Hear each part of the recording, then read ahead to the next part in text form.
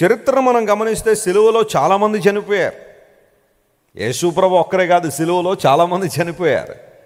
కానీ వారి మరణానికి యేసుప్రభు మరణానికి తేడా ఏంటో తెలుసా? వారు తమ పాపముల కోసం చనిపోయారు, యేసయ్య మన పాపముల కోసం చనిపోయారు. Praise the lord. తాము నేరాలు చేసి సిలువలెక్కిన వారు చాలామంది ఉన్నారు, కానీ యేసు ప్రభువులో ఏ నేరము లేదు. యేసు ప్రభువుని చాలా కీన్గా అబ్జర్వ్ చేసిన పైలట్ అనబడే వ్యక్తి, పిలాతు అనబడే వ్యక్తి కూడా ఒప్పుకున్నాడు, ఈయనలో నాకు ఏ నేరం కనబట్టలేదు, ఏ దోషం కనబట్టలేదని. యేసు ప్రభువును సిలువ వేయడానికి ఆ రెస్పాన్సిబిలిటీ తీసుకున్న శతాధిపతి, అతని పేరు బైబిల్లో లేదు కానీ చరిత్రలో ఉంది, లాజినస్ అంటారు అతన్ని. లాజినస్ కూడా సిలువ ముందు మోకాళ్ళను ఒప్పుకున్నాడు, ఇతడు నిజంగా దేవుని కుమారుడు, నీతిమంతుడని. వీళ్ళందరూ కూడా యేసు ప్రభువుని ఆరాధించిన వాళ్ళైతే కాదు, ఆయనలో ఏ తప్పు వెతకాలని ప్రయత్నం చేసిన వాళ్ళే ఆఖరికి ఒప్పుకోక తప్పలేదు, ఇతడు నిజముగా నీతిమంతుడు. ప్రభువులో పరిశుద్ధతను చూశారు కాబట్టే ఆయన ముందు మోకాళ్ళు ఉన్నారు. ఈరోజు నిన్ను నన్ను పవిత్రులుగా చేయడానికి, పాపము నుండి విడుదల చేయడానికి యేసు ప్రభు తన పరిశుద్ధమైన రక్తాన్ని సిలువలో ఏం చేశారు? ఆయన కార్చారు. ఆ రక్తార్పణ ద్వారా యేసు ప్రభు సిలువ మరణం ద్వారా నీకు నాకు రక్షణ దొరికింది. తన రక్తం ద్వారా దేవుడు మనల్ని కడిగి నీతిమంతులుగా చేశాడు ఆయన.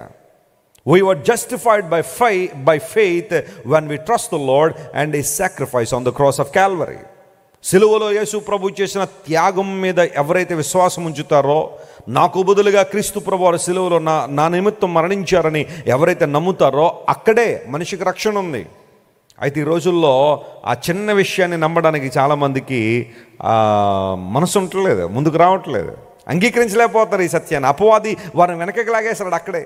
యేసు ప్రభు ఈ భూమి మీదకి వచ్చాడంటే వచ్చాడండి, ఆయన వచ్చారండి, మరి ఆయన ఉండబట్టే కదండి క్రీస్తు శకము క్రీస్తు పూర్వం వచ్చిందని రాజకీయవేత్తలు కూడా క్రిస్మస్ సందర్భాల్లో చాలా విషయాలు చెప్పేస్తారు యేసు ప్రభు గురించి. మ్యాటర్ అక్కడ దొరుకుతుంది ఆయనకి. యేసు ప్రభు వచ్చారు కాబట్టి క్రీస్తు పూర్వం క్రీస్తు శకం మనం ఆయన శకంలో ఉన్నాం అనగానే కింద వాళ్ళందరూ చప్పలు కొట్టేస్తారు. ఎందుకోసం? ఏం చెప్పారండి అసలు ఆయన? That's true. ఆయన చరిత్రలోకి వచ్చాడనే మాట వాస్తవమే.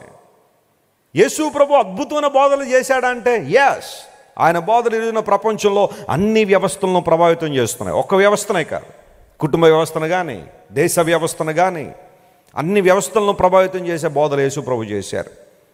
యేసు ప్రభు ఈ లోకంలో వచ్చారు, ఆయన అద్భుతమైన బోధలు చేశారన్నంత మాత్రాన మనిషికి రక్షణ రాలా. ఆ విషయాలు నమ్మడం ద్వారా అసలు శిశులైన విషయం ఏంటో తెలుసా? ఆయన నీ పాపం నిమిత్తం మృతి చెందారు, ఆయన సిలువ మీద మరణించారు. అక్కడ నీకు రక్షణ ఉంది, అక్కడ నీ పాపాలు క్షమించబడే అవకాశం ఉంది. ఆయన కార్చిన అమూల్యమైన రక్తం ద్వారా, నిష్కళంకమును పవిత్రమైన రక్తం ద్వారా నీ జీవితాన్ని కడుక్కున్నప్పుడు పవిత్రుడిగా చేయబడే అనుభవాలు ఉన్నాయి. చాలామంది యేసుప్రభు పుట్టారు, ఆయన బోధలు చేశారు, అక్కడితో ఆగిపోతున్నారు. కానీ ఆయన నీ కోసం చనిపడిన విషయం నీకు తెలుసా? అక్కడికి వచ్చేసరికి ఏమోనండి, ఎవరు చూసి వచ్చారో మనకేం తెలిసింది. నిజంగా యేసుప్రభు చనిపోయాడో లేదో, ఆయన స్థానంలో మరి ఎవరైనా పెట్టేశారేమో. మహమ్మదీ సోదరులు అదే విపరీతమైన దాడి చేస్తూ ఉంటారు క్రైస్తవ్యం మీద. ఏంటంటే యేసుప్రభు సిలువలో చనిపోలేదట, ఆయన స్థానంలో యోధా చనిపోయాడని చెప్పి రకరకాలుగా మాట్లాడేవాళ్ళు చాలామంది ఉన్నారు. బైబిల్ నిర్ద్వందంగా తెలియజేస్తున్న మాట, యేసయ్య సిలువలో ఏం చేశారు? ఆయన మరణించాడు. ఆయన అపోస్తలుడైన పౌలు వాస్తవాన్ని వాస్తవంగా క్రోడీకరించి పత్రికలు రాశాడు. ఎక్కడైనా ఆ పత్రికల్లో యేసు ప్రభు స్థానంలో మరి ఎవరైనా చనిపోయాడని రాశాడు. ఆయన వాస్తవంగా పరిశీలన చేసి రాసిన దైవజనులు, యేసుక్రీస్తు ప్రభు జీవితాన్ని ప్రత్యక్షంగా చూసిన ప్రత్యక్ష సాక్షులు. నాకు కల్లో కనబడిందండి, ఎక్కడో వినబడిందండి యేసు ప్రభు సిలువ మీద మరణించినట్టు, అందుకని రాశానని అనలా.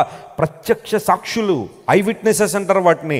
బైబిల్ గ్రంథాన్ని రాసిన సువార్థికులు ఐ విట్నెసెస్ వాళ్ళు. లూకా అదే అంటాడు, తరచి పరిశీలన చేసి ఈ మాటలు రాస్తున్నాను అన్నాడు. ఊరకనే రాసేలేదు అవన్నీ కూడా. ఎక్కడో ఒకసారి నాకు వినబడింది లేదా కనబడింది, ఒక 22 సంవత్సరాల తర్వాత లేదా ఒక 30 సంవత్సరాల తర్వాత ఇవన్నీ రాస్తున్నాను అని రాయలా. ప్రత్యక్ష సాక్షులు చూసినట్టుగా, జరిగినట్టుగా బైబిల్లో రాశారు. బైబిల్ గొప్ప గ్రంథం అని ఎందుకంటాను తెలుసా? విశిష్టమైన గ్రంథం అని. ప్రపంచంలో ఏ గ్రంథం కూడా ఇంత షార్ట్ స్పాన్లో, అంటే ఒక సంఘటన జరిగిన తర్వాత ఆ సంఘటనని రికార్డ్ చేసింది బైబిల్ గ్రంథంలోనే. ఆ పరిస్థితి మనం చూస్తాం, ప్రపంచంలో ఇంకెక్కడ మనకు కనబడతాం. సిలువలో యేసు ప్రభు మరణించుట ద్వారా మనందరినీ ఆయన విడిపించాలని, పాప బానిసత్వాన్ని విడిపించాలని యేసు ప్రభు ఆశించారు. పాత నిబంధనలో పస్కా గొర్రెపిల్ల గురించి మనం ఆలోచన చేస్తే, ఇశ్రాయేలు ప్రజలు ఐగుప్తు నుండి బయటకు వస్తున్న ఆ రోజు, ఆ రాత్రి దేవుడు పస్కా గొర్రెపిల్లని తీసుకోమన్నాడు. ఆ గొర్రెపిల్ల తీసుకోవాల్సిన వారు తీసుకోవాల్సిన జాగ్రత్త ఏంటో తెలుసా? దాని మీద ఎక్కడైనా మచ్చైనా, ముడతైనా, దానికి రోగమైన లేదా విటితనమైన ఏది ఉండకూడదు. Perfect lamb should be taken. ఒక పరిపూర్ణమైన, ఒక చక్కని, దోషము లేని గొర్రెపిల్లని తీసుకోవాలి. దాన్ని 4 రోజులు పరిశీలన చేయాలి. ఏమో హడావిడిగా తీసేసుకున్నామేమో. ఆ 4 రోజులు సమయాన్ని ఎందుకు పెట్టారంటే, హడావిడి నిర్ణయం ఏమన్నా తీసుకున్నామేమో, ఇది పరిశుద్ధంగా ఉందని నమ్మేసేమేమో, అందును బట్టి అక్కడ పొరపాటు జరిగే అవకాశం ఉంటుందేమో. తొందరపాటు నిర్ణయంలో అందరూ బట్టి 4 రోజులు ఆ గొర్రెపిల్లని పరిశీలన చేయాలా. ఆ తర్వాత తీసుకొచ్చి మధ్యాహ్నం 3 గంటలకి ఆ గొర్రెపిల్లను వధించాలా. పస్కా గొర్రెపిల్ల వధించబడినప్పుడు ఇశ్రాయేలు ప్రజలకు ఐగుప్తు నుండి విడుదల వచ్చింది. వారందరూ కూడా ఐగుప్తు బానిసత్వం నుండి బయటకు రావడానికి పస్కా గొర్రెపిల్ల ఉపయోగపడింది. ఆ రక్తాన్ని తీసుకుని ఆ గుమ్మములకు రాసుకున్నారు వాళ్ళు. డోర్ పోస్టులకు రాయబడింది రక్తం. మరణదూత దాటి వెళ్తున్నప్పుడు ఏ ఇంటి మీద అయితే ఆ రక్తాన్ని చూసిందో, మరణదూత దాటి వెళ్ళిపోయింది. ఆ రక్తము లేని ఇళ్లల్లో వధ, విచారం, దుఃఖం, జ్యేష్ఠ కుమారుడు చనిపోతున్న అనుభవాలు, బల ప్రారంభం. జ్యేష్ఠ కుమారుడు అంటే బల ప్రారంభం కుటుంబంలో. ఇశ్రాయేలు ఇళ్లల్లో అందరూ కూడా సంతోషంగా ఉండడానికి కారణం, వారి ఇంటి ముందు గొర్రెపిల్ల రక్తం ఉంది. ఆ రక్తాన్ని ఎవరైతే తమ జీవితాలకు రాసుకున్నారో వారు కాపాడబడ్డారు. ఇది నమ్మడానికి నీకు మనసున్నా లేకపోయినా జాగ్రత్తగా విను. గొర్రెపిల్ల రక్తం ఆనాడు ఇశ్రాయేలుని కాపాడింది. యేసయ్య రక్తం మాత్రమే ఒక మనిషిని ఎప్పుడైనా కాపాడగలదు. హల్లెలూయా. యేసయ్య రక్తం మాత్రమే మనిషికి పాపము నుండి ఏమిచ్చింది? విడుదల. ఐగుప్తు బానిసత్వం నుండి వారు బయటకు వచ్చారు. పాప బంధకాల నుంచి ఒక వ్యక్తి బయటకు రావాలంటే you have to come to the blood of Jesus. There is no other way. యేసు రక్తము తప్ప మనకు మరొక మార్గము లేదు. నీ కొరకు కార్చబడిన, చిందించబడిన యేసయ్య రక్తం పాప బానిసత్వం నేను విడుదల చేసి. ఏదైనా ఒక పాపానికి ఎడిక్ట్ అయిపోయావా? బయటకు రాలేకపోతున్నావా? అది ఏదైనా కావచ్చు. నేను పేర్లు చెప్పుకుంటూ వెళ్తుంటే చాలా ఉండొచ్చు. ఒక స్మోకింగ్ కావచ్చు, ఒక పోర్నోగ్రఫీ చూడడం కావచ్చు, లేకపోతే ఒక డ్రింకింగ్ కావచ్చు, బ్యాడ్ థాట్స్ కావచ్చు, బ్యాడ్ వర్డ్స్ కావచ్చు, బ్యాడ్ ఫెలోషిప్ కావచ్చు. చెడ్డ స్నేహితులను వదులుకోలేకపోతుంటారు కొంతమంది. చెడ్డ స్నేహితులు ఉంటారు కొంతమంది, వారిని వదులుకోలేరు. చెడిపోయిన మనసు కలిగిన వారితో స్నేహం, త్రాగుడు, జోదము, అక్రమం, అన్యాయం, గర్వం, అహంభావం. ఈ బంధకాల నుంచి మనిషి ఎవరు విడిపిస్తారండి? ఏం చేయడం ద్వారా మానవుడు విడుదల పొందగలడు వాటి నుంచి? నువ్వు చేసిన భక్తి కార్యక్రమాలు, లేకపోతే రకరకాల కార్యక్రమాలు నీ పాపం నుండి ఎప్పుడైనా విడుదలిచ్చాయా? నీకు జయమిచ్చాయా? ఈ రోజుల్లో పరిస్థితి ఎలా అయిపోయిందంటే, పాపం చేస్తాను సార్, దానికి తగ్గట్టు పుణ్యం కూడా చేసేస్తాను అన్నట్టుగా ఉంది పరిస్థితి అంతా కూడా. నేను ఒప్పుకుంటున్నానే పాపినని, అయితే దానికి తగ్గట్టు పుణ్యం కూడా చేసేస్తే, నేను చేస్తున్న పాపకార్యాల కన్నా నా పుణ్యం కనుక ఎక్కువైతే నేను చచ్చిపోయే సమయానికి అప్పుడు దేవుడు, మన కుమారుడు పాపము కన్నా పుణ్యం ఎక్కువగా చేసి ఉన్నాడు కాబట్టి స్వర్గములోనికి లాగుము అంటాడట. అదే నా దేవుడి నియమం. నువ్వు పాపాలు చేసి అవి కప్పెట్టుకోవడం, పుణ్యాలు చేసేసినంత మాత్రాన పరలోకానికి వెళ్తావా?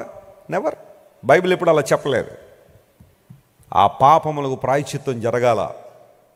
No sin in the world will go unpunished అన్నాడు దేవుని సేవకుడు. ప్రపంచంలో మానవుడు చేస్తున్న ప్రతి పాపానికి శిక్ష ఉంది. శిక్ష లేకుండా ఏ పాపం పోదో. అయితే మనందరం శిక్ష పాత్రులమే. కానీ ఒకానొక సమయంలో మనందరం గుర్తించాం, మనకు బదులుగా మన శిక్షను ఎవరు భరించారు? యేసయ్య భరించాడు. ఆయన మీద వేసేసాం మన శిక్షను పట్టుకెళ్ళి. ఆయన భరించాడు. ఆయన మన కోసం శిలువలో మరణించారు. తన రక్తం ద్వారా మనకు విడుదల ఇచ్చారు ఆయన.